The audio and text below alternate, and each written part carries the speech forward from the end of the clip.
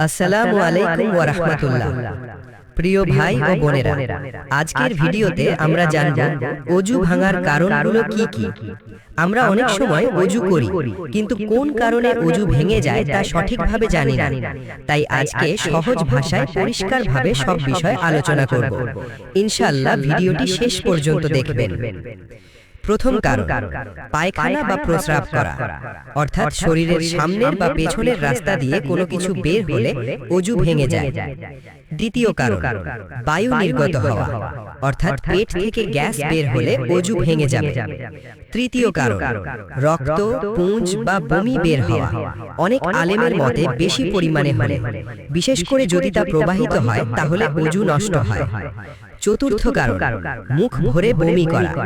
অল্প বমি হলে ওযু ভাঙবে না, কিন্তু মুখ ভরে হলে ওযু করতে হবে। পঞ্চম কারণ, গভীর ঘুম।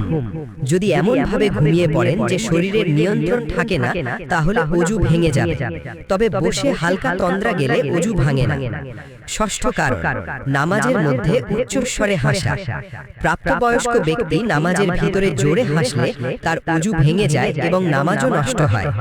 সপ্তম কারণ, অজ্ঞান হয়ে যাওয়া বা পাগল হয়ে যাওয়া, অর্থাৎ অচেতন হয়ে গেলে ওযু ভেঙে যাবে। অষ্টম কারণ, স্ত্রী স্বামীর মিলন বা স্বপ্ন দোষ হলে। এক্ষেত্রে শুধু ওযু নয়, বরং গোসল ফরজ হয়ে যায়।